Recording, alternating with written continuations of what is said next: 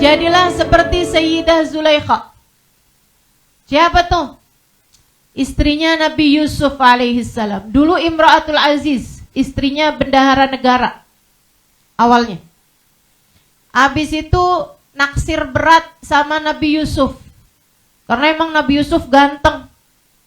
Sama nih kayak anak-anak zaman sekarang nih, naksir sama aktor Korea. Aduh. Kalau udah sama aktor-aktor Korea, teriak-teriak gitu kan. Kalau lihat di bandara, sampai pada pingsan. Wah, siapa gitu namanya, saya nggak hafal. Siapa? Jongkok. Siapa? Ini serius ini. Siapa Mbak? Son Joong Ki katanya. Iya. Wah. Sampai pada pingsan. Ternyata karena belum sarapan. Saudaraku sekalian yang saya muliakan, nih, kalau kamu masih terusan seperti itu, tuh hanya akan berjumpa dengan kekecewaan demi kekecewaan. Ya, tidak begitu. Putar arah segera, putar arah. Nah, Sayyidah Zulaikha itu naksir sama Nabi Yusuf. Gimana ceritanya sih? Ini ya sekedar biar tahu lebih banyak fakta sejarah. Jadi dulu itu Zulaikha itu kembang desa, teman-teman. Yang paling cantik sedesa itu deh.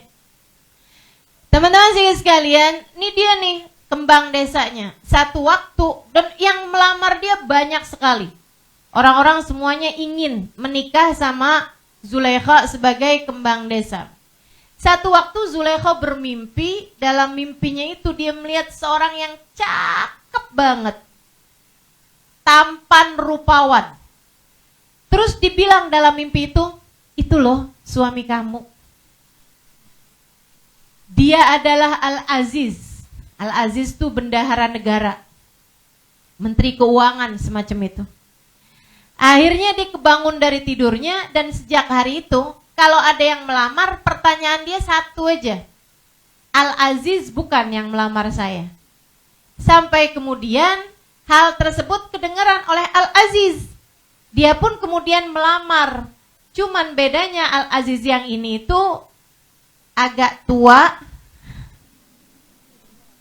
Mohon maaf ya, mungkin ya. Perutnya agak buncit. Begitu ya. Dan enggak tampan gitu. Sama sekali jauh dari bayangannya Siti Zulaikha. Dilamar. Jadi baru datang lamarannya aja, belum ketemu sama orangnya. Begitu dibilang, saya ini datang kemari untuk mewakili Al-Aziz melamar putri bapak gitu, pada bapaknya Zulaikha. Katanya Zulaikha, Al-Aziz, iya, saya mau. Langsung diterima tuh lamarannya. Begitu pas akad ketemu, lah kok gak sama kayak di mimpi saya. Tapi udah terlanjur, maka menikahlah Zulaikha dengan laki-laki tersebut.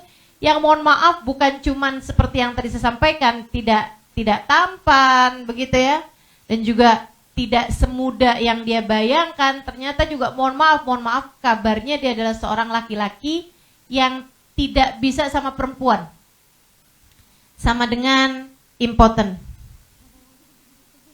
Lengkap kan penderitaannya Zulaikha? Hingga satu waktu Al-Aziz ini membeli seorang budak dari pasar, kemudian merawatnya, membesarkannya di kayak semacam pavilion rumah gitu kan. Sebagai Al-Aziz dia punya istana yang sangat besar dengan rumah-rumah samping gitu, yang dihuni oleh ajudan-ajudan dan orang-orang beliau. Satu waktu Zulaikha ini pas lagi keluar dari rumah gitu ya, di halaman, dia ngeliat, lah cowok siapa tuh? Persis banget kayak di mimpi saya. Dia adalah Nabi Allah Yusuf alaihissalam.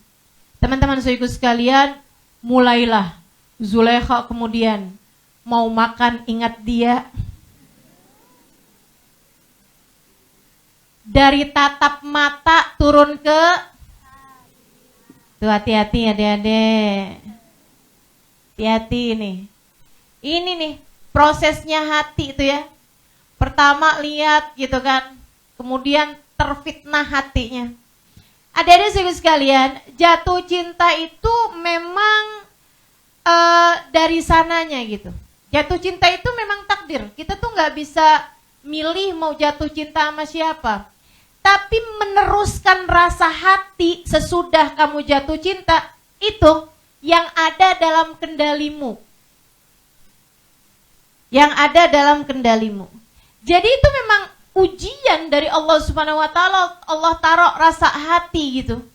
Saudaraku sekalian yang saya muliakan, cuman masalahnya apakah sesudah jatuh cinta itu kamu deketin dia, minta nomor teleponnya, gitu ya, ngajakin ketemuan, kemudian chat-chatan, kemudian teleponan, kemudian jalan berduaan, kemudian pegang tangan, kemudian saling senderan. Itu semuanya adalah pilihan yang kamu memilihnya atau tidak gitu. Jadi adik-adik saudaraku sekalian, hati-hati. Jangan suka nyalahin, saya bisa apa? Kalau sudah takdir menentukan saya jatuh cinta padamu, saya bisa apa terhadap rasa hati saya? Ya kamu bisa. Rasa hati itu pertamanya memang dari Allah Subhanahu wa taala. Akan tetapi kamulah yang memutuskan mau apa sesudah rasa hati itu datang dalam hatimu, Dek. Jangan nyalahin, ya habisnya udah takdir gimana ya, saya tuh gak bisa membohongi hati saya ya. Saya terperangkap dalam rasa yang tidak mampu saya kendalikan. Adik-adik saudaraku sekalian yang saya muliakan, nih Sayyidah Zulaikha ini memilih memutuskan sesuatu yang salah terhadap Nabi Allah Yusuf alaihissalam. Padahal memang Nabi Yusuf tuh ujung-ujungnya akan ditakdir Allah Subhanahu wa taala sebagai suaminya Zulaikha gitu. Cuman masalahnya ini Sayyidah Zulaikha tidak mampu mengendalikan perasaannya. Beliau sendiri yang salah gitu. Makanya Allah Subhanahu wa taala ketika menceritakan tentang nafsu, Allah Subhanahu wa taala menceritakannya dalam surat Yusuf, teman-teman saudara sekalian. Katanya Zulaikha, ada juga yang mengatakan, ahli tafsir mengatakan bahwa itu adalah perkataannya Nabi Yusuf, wa ma ubarri'u nafsi innan nafsa la ammaratun bisu. Aku tak akan pernah membiarkan hawa nafsuku, sebab hawa nafsuku akan selalu mengajakku kepada keburukan. Gitu. Jadi kalau misalnya ada datang rasa jatuh cinta dalam hatimu terhadap seseorang, gitu kan, jangan kemudian kamu ikut-ikutin. Mungkin ini adalah jodoh saya, gitu kan. Akhirnya terus saja tuh kamu ikutin alurnya hati. Jangan, Dek, jangan. Bukan untuk itu kamu diciptakan Allah Subhanahu wa taala, bukan. Bukan. Kendalikan hatimu, kendalikan hatimu. Ustazah, kalau misalnya nggak pakai pacaran gimana mau menikah? Saya nikah nggak pakai pacaran. Oh, langsung yang ngantuk pada langsung berdiri nih. Gimana ceritanya Ustazah? Gimana ceritanya gitu? Saya nikah nggak pakai pacaran. Saya lihat muka suami saya sesudah akad nikah. Saya tahu muka suami saya, oh dia nih. Oke lah, untung cakep. Saya taunya sesudah menikah, dia juga begitu. Lihat muka saya, itu sesudah akad nikah gitu kan. Ya mau gimana lagi, gak bisa dibalikin. Masya Allah, ya udah terima ala kadar deh gitu kan. Teman-teman saya ikut sekalian yang saya muliakan, jadi gak perlu tuh, kamu gak perlu berpacaran untuk bisa menikah. Lagian yang pada menikah-menikah, emang kamu nikah sama pacar? Atau kalaupun menikahnya sama pacarnya, emang itu pacar pertama? Kebanyakannya tidak. Maka yuklah jagain hati teman-teman sekalian. Sampai kemudian Zulaikha terfitnah gitu kan. Kan ceritanya begitu tuh. Mulai tuh sering disuruh-suruh datang ke rumahnya Zulaikha, disuruh bawa ini, disuruh bawa itu. disuruh bersihin ini, bersihin itu. Dan Yusuf sebagai budak gitu ya, harus taat kepada tuannya gitu. Sampai kemudian satu waktu di saat suaminya sedang pergi gitu, dia minta Yusuf masuk dalam kamarnya. Begitu ada di dalam kamarnya, dia tutup semua pintu. Yusufnya nanya gitu, mau apa tuan gitu kan. Wah, saya mau sama kamu. Waduh. Dan itu teman-teman sekalian, seperti yang tadi saya sampaikan ya, Zulaikha itu perempuan yang sangat cantik.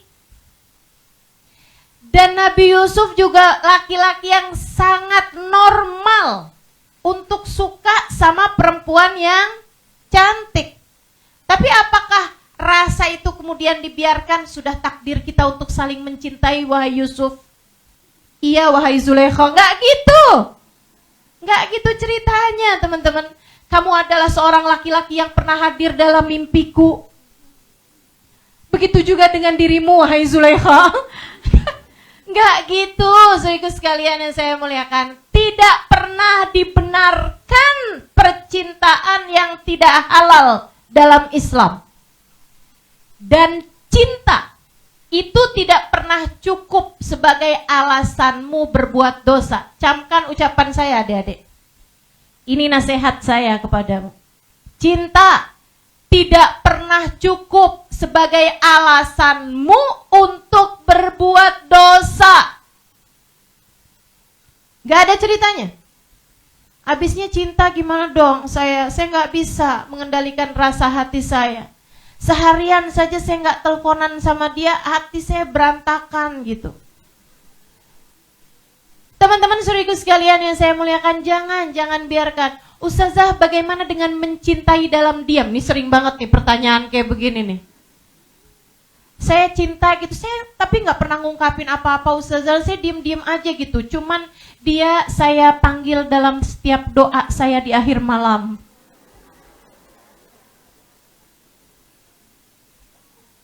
Ngapain? Ngapain, Dek? Kalau memang dia jodohmu, dia akan datang kepadamu. Dan kalau bukan jodohmu, kamu mau doain jodohnya orang? Jangan ya, jangan. Gak usah pakai sebut nama orang. Teman-teman saudaraku sekalian saya muliakan. Lagi pula kamu bahkan tidak tahu apakah dia yang terbaik bagimu. Kamu gak tahu apakah dia adalah yang terbaik bagimu. Maka biarkan urusan jodoh, sama halnya dengan urusan ajal, biarkan Allah yang memberikannya kepadamu, sebab dia yang paling tahu yang terbaik untukmu. Sampai kemudian Nabi Yusuf bilang, ma'adallah, aku berlindung kepada Allah. Nabi Yusuf mau kabur, ditarik sama Siti Zulaikha sampai robek bajunya bagian belakang. Saat itulah suaminya ternyata buka pintu, dia datang. Mungkin ketinggalan handphone.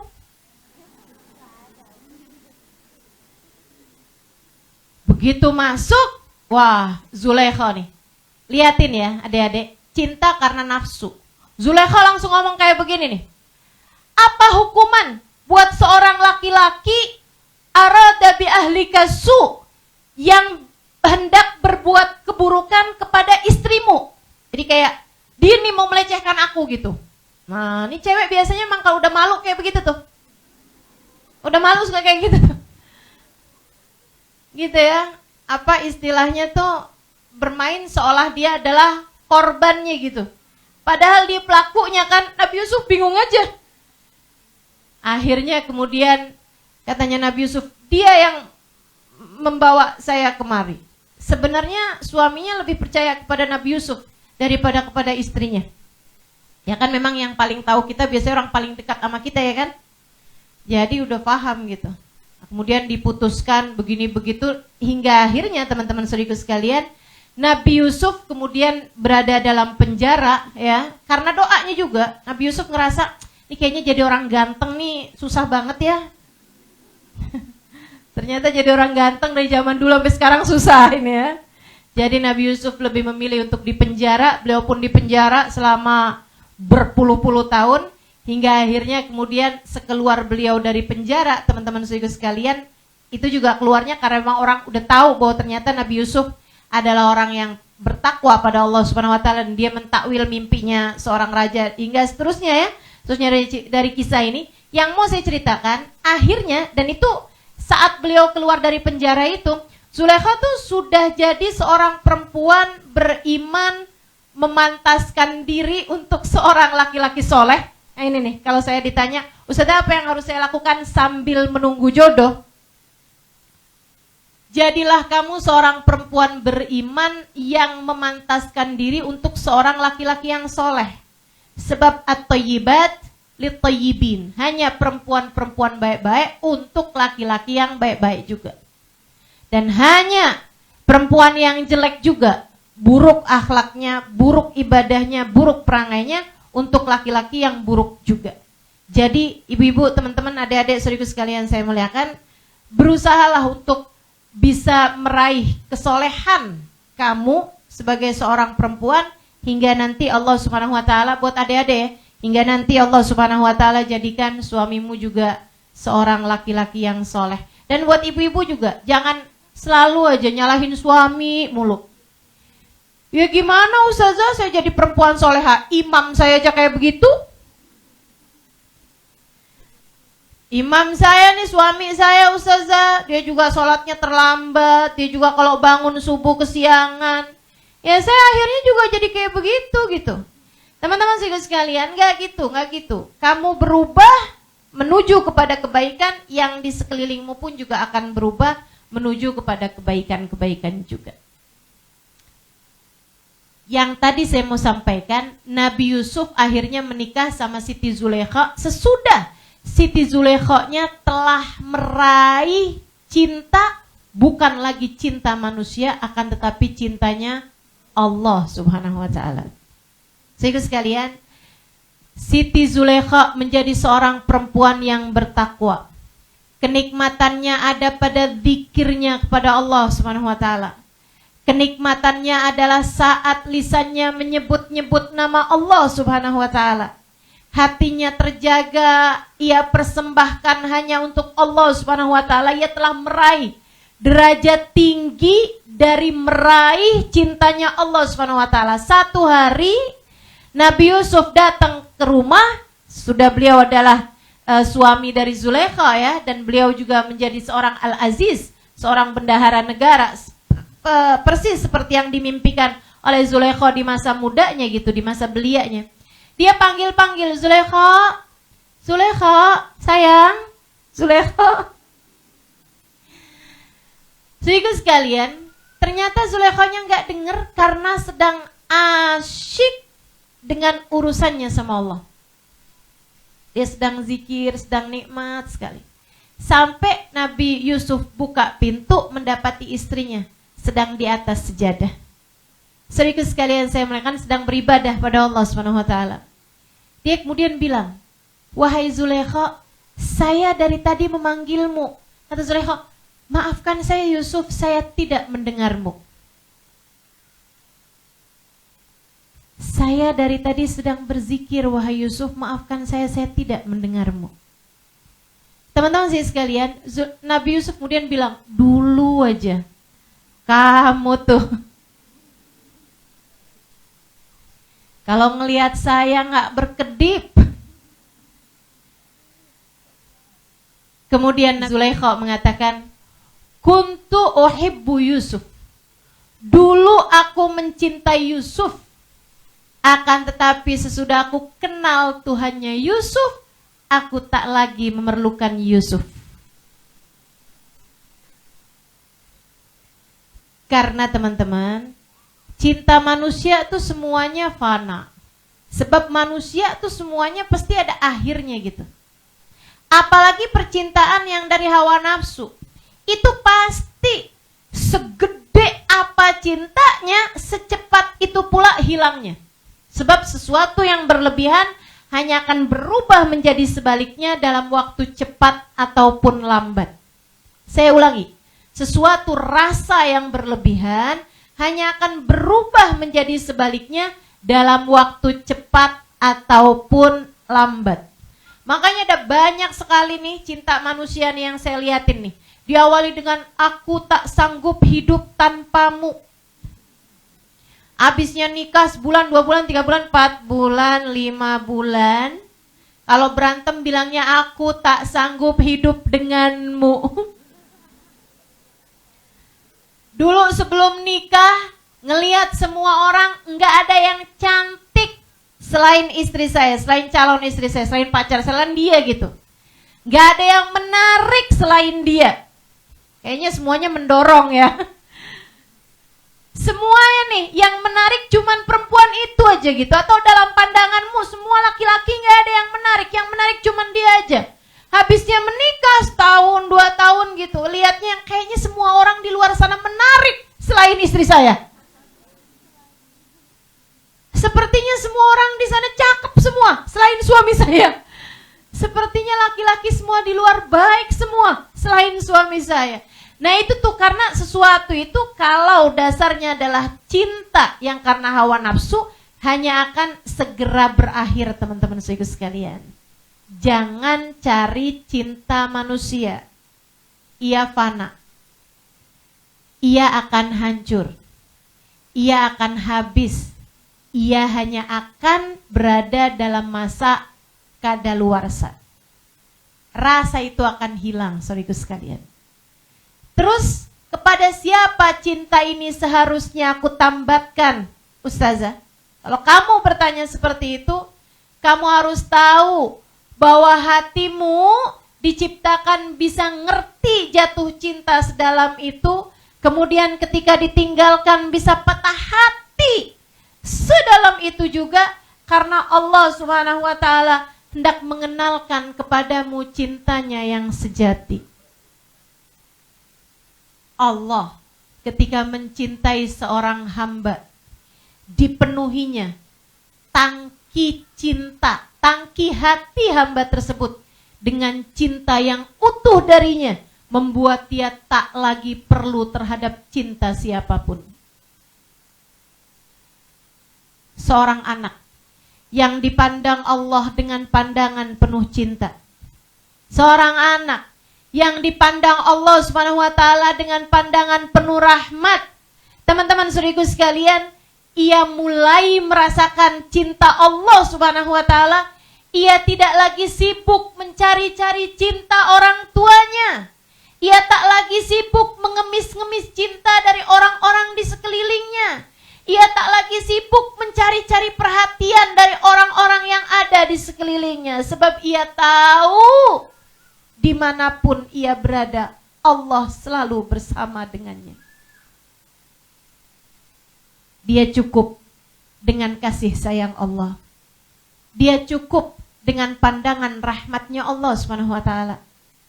Seorang anak muda, seorang perempuan belia, seorang laki-laki belia, ketika dia mulai merasakan cintanya Allah Subhanahu wa taala, ia tidak sibuk nyari pacar seperti halnya teman-temannya. Justru yang sibuk ia lakukan adalah mencari rahmatnya Allah. Yang sibuk ia lakukan menggapai cintanya Allah. Yang sibuk ia lakukan membenahi hatinya sehingga mencintai Allah dan Rasulnya lebih dalam daripada cintanya kepada siapapun.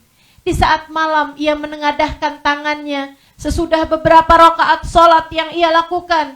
Ia berkata, ya Allah, di saat teman-temanku mencari cinta manusia, ya Allah, izinkan aku untuk Engkau kenalkan dengan cintamu, ya Allah.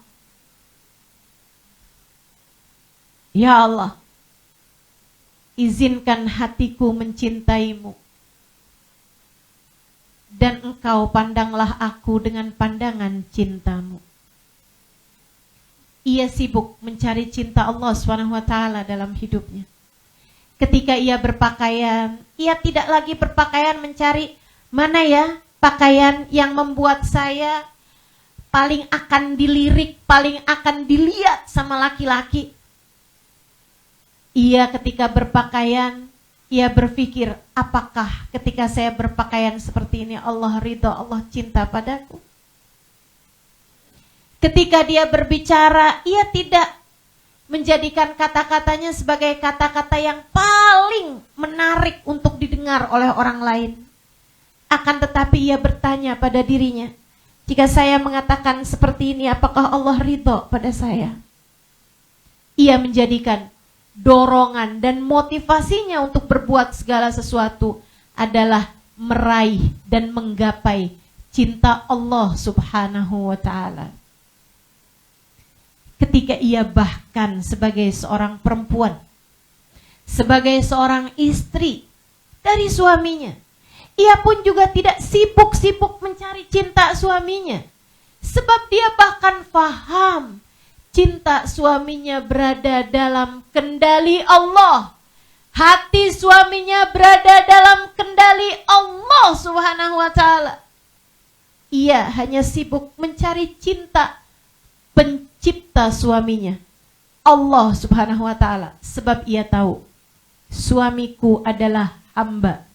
Suamiku adalah makhluk yang dapat berubah-ubah rasa hatinya. Suamiku adalah manusia yang esok atau lusa dapat meninggalkanku kapan saja. Entah dia berpaling kepada perempuan lain, entah dia meninggal dunia, atau apapun aja bisa terjadi di atas muka bumi ini. Akan tetapi Engkau satu ya Allah. Aku harap tidak akan pernah meninggalkanku.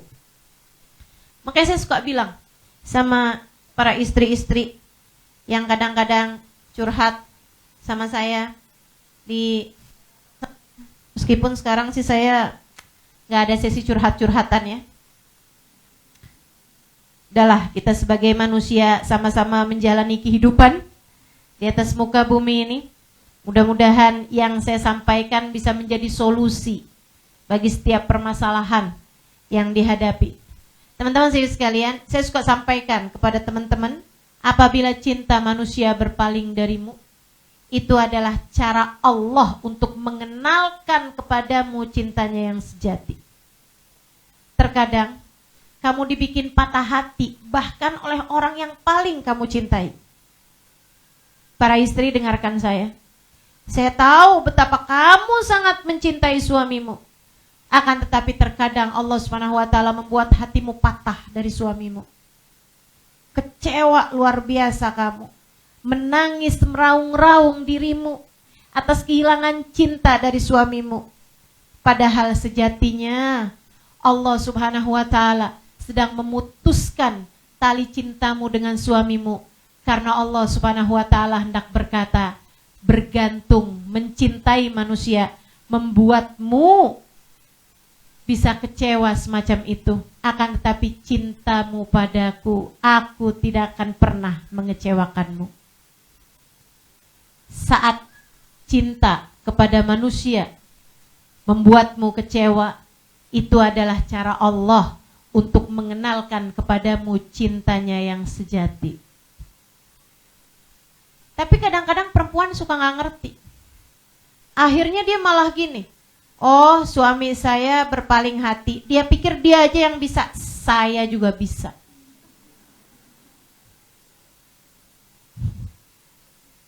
Masya Allah, Masya Allah. Ini orang gak ngerti-ngerti nih. Akhirnya putus dari suaminya yang itu, nikah lagi dengan laki-laki yang lain, sudah dia berpacaran misalnya gitu. Dia sibuk aja ngelihat, oh suami saya sekarang udah nikah nih sama dia, berarti saya juga harus cepet-cepetan. Selesai masa iddah langsung nikah. Teman-teman saudara sekalian, saya muliakan, habis itu kecewa lagi hatinya, nangis lagi. Yang asalnya udah mulai tinggal tahajud lagi sekarang. Kata Allah, kok kamu gak ngerti-ngerti juga sih? Aku patahkan hatimu karena aku hendak mengenalkan kepadamu cintaku yang sejati. Maka pahami ini. Yang pada punya suami, gak usah nunggu dipatahkan hati sama suamimu. Dari sejak sekarang, arahkan perahumu kepada cinta yang sejati. Cinta Allah Subhanahu wa ta'ala yang tak akan pernah menyia-nyiakanmu.